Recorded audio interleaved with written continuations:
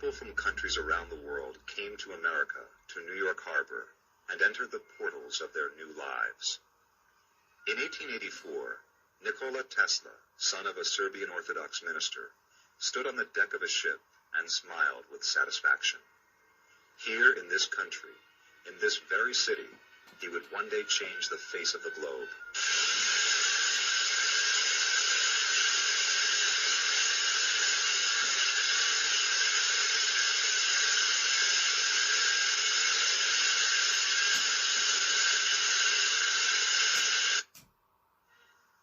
Nikola Tesla was born on July 10, 1856, in Smiljan, in what later became Yugoslavia.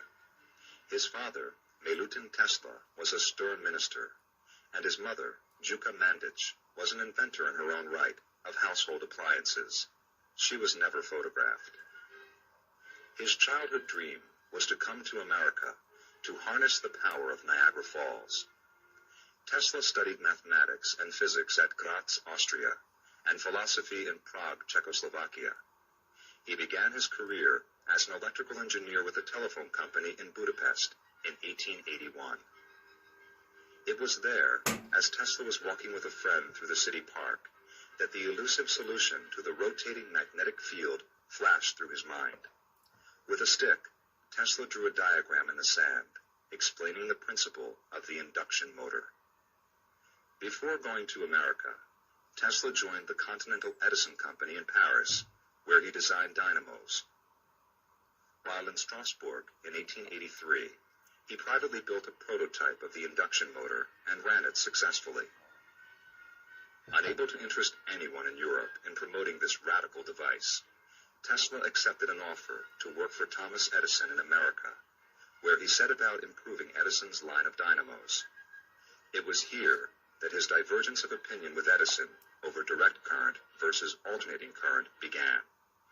This disagreement climaxed in the War of the Currents, as Edison fought a losing battle to protect his investment in direct current equipment and facilities. This Edison plaque in Lower Manhattan denotes the first direct current power station in the United States. Edison built an empire on direct current, supplying industry, transportation, and households in larger cities with direct current electricity. These Edison lamps were weak and inefficient when supplied by direct current. This system had a severe disadvantage, in that it could not be transported more than 2 miles due to its inability to step up to high voltage levels necessary for long-distance transmission. Consequently, a direct current power station was required at 2-mile intervals. Direct current flows continuously in one direction.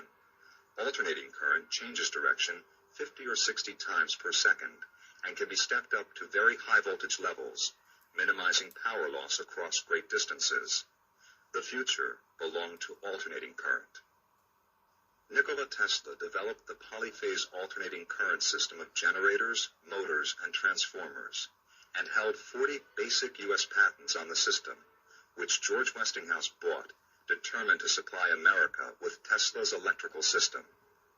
Edison did not want to lose his DC empire, and a bitter war ensued. This was the war of the currents between AC and DC. Tesla, with Westinghouse, ultimately emerged the victor because AC was a superior technology.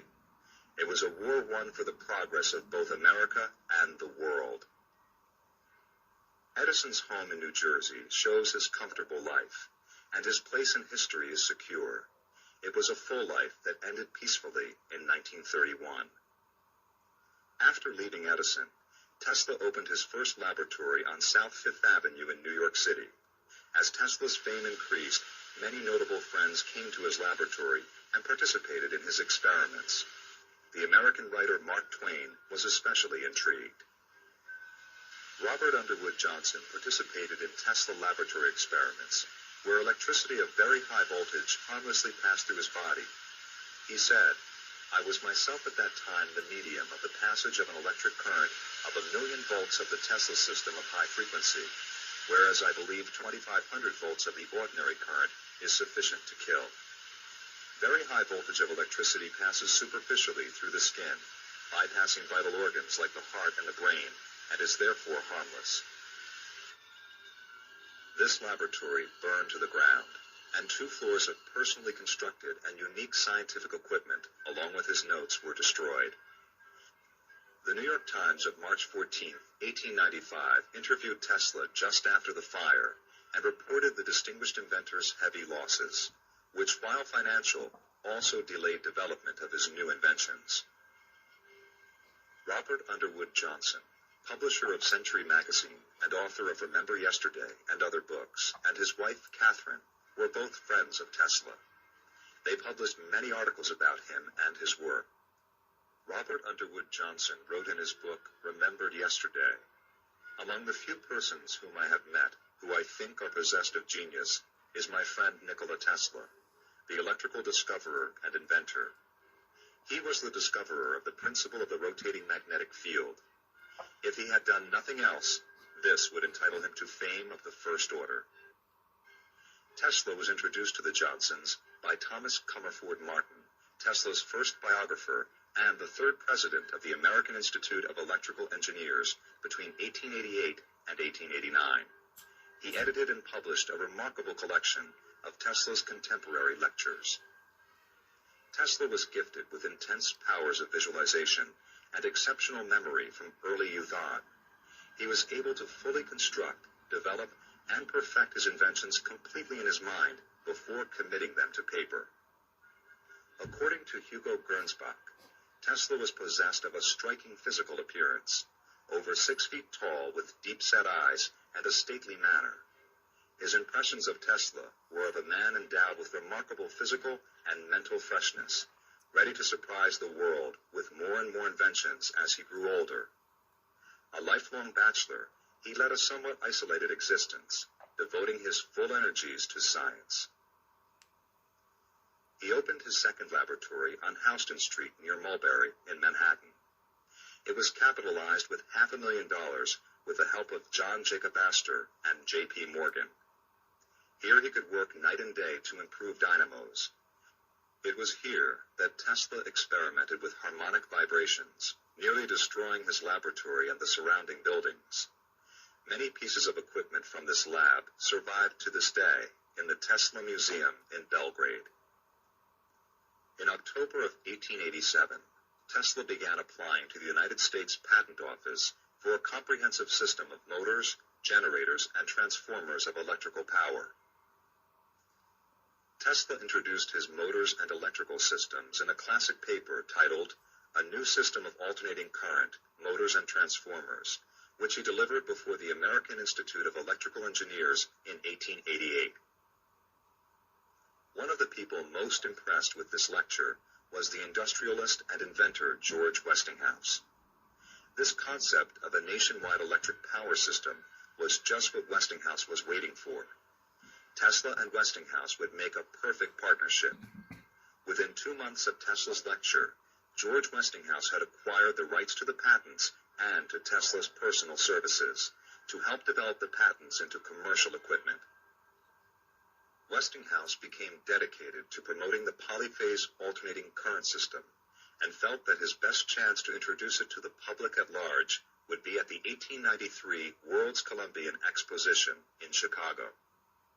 The Columbian Exposition was the World's Fair commemorating 400 years since Christopher Columbus set foot in the New World. Located on Lake Michigan near Chicago to facilitate access by sea, road, and rail. It was a gathering of ideas, men, and technologies from every corner of the globe, with each country contributing its best of their industrial, cultural, commercial, and educational enterprises. The Renaissance style of the exposition buildings were unsurpassed in their architectural beauty. Ever the ingenious promoter, Westinghouse outbid Edison for the contract to power the exposition's lighting and electrical systems. Over 200,000 electric light bulbs were illuminated by Tesla's polyphase alternating current system. The Westinghouse display was an historic collection of machines and exhibits, all using the Tesla Westinghouse alternating current. It was a spectacular display of lights and energy, which illuminated the exposition. Tesla's childhood dream was fulfilled with the harnessing of the power of Niagara Falls, In October 1893, a contract was signed with the Westinghouse Company to build the first 2 Niagara generators on Tesla's polyphase system. In April 1895, the first generators began turning. The plant became the electrical wonder of the world. The nameplate on one of the earliest generators at Niagara Falls lists 9 of Tesla's patents. In 1896, a 26-mile high-tension transmission line carried electricity to operate streetlights and industrial machinery in Buffalo, New York. This large bronze statue of Tesla was Yugoslavia's bicentennial gift to the United States in 1976. Members of the Tesla Memorial Society rededicate it each year. The archives of the Nikola Tesla Museum in Belgrade holds over 150,000 documents relevant to Tesla's life and work, some of which are yet to be published. I am the director of the museum for the last decade, and the museum, as you know, is now over 35 years old. In the museum, we keep a lot of things which were brought from the United States after Tesla's death by his nephew Sava Kusanovic. The museum on the lower floor has 2 parts. The first part is actually part devoted to personal things, and it's a memorial part of the museum. And in that part, we have that famous sculpture of Nikola Tesla, which is made by our famous sculptor, Meštrović. The lower part of the museum is a part devoted to Tesla's life and Tesla's work, and there are many interesting things, from personal things, documents, pictures, instruments from the laboratories. Among documents which are stored in the museum, there are over 100,000 documents. Many of them are letters. There are also over 30,000 original and other documents about Tesla's scientific work. There are more than 5,000 technical drawings, over 700 photographs of various kinds connected with Tesla's work again, part of them, of course, with Tesla's life as well. First Tesla induction motor. He built it in 1887 to show that it is possible to produce a very efficient machine based on polyphase current. Here we have again 2-phase current passing into these 4 coils, and a rotor which is rotated in the same way as the spinning egg, but to get a much stronger action required for the motor, here we have a short-circuited coils into the rotor. When we pass the current, the motor operates, and its speed is nearly 3,000 revolutions per minute with a 50 Hz current. It's a very powerful motor, over half a horsepower. In 1882, Tesla discovered the idea of rotating magnetic field produced by 2-phase current. Here is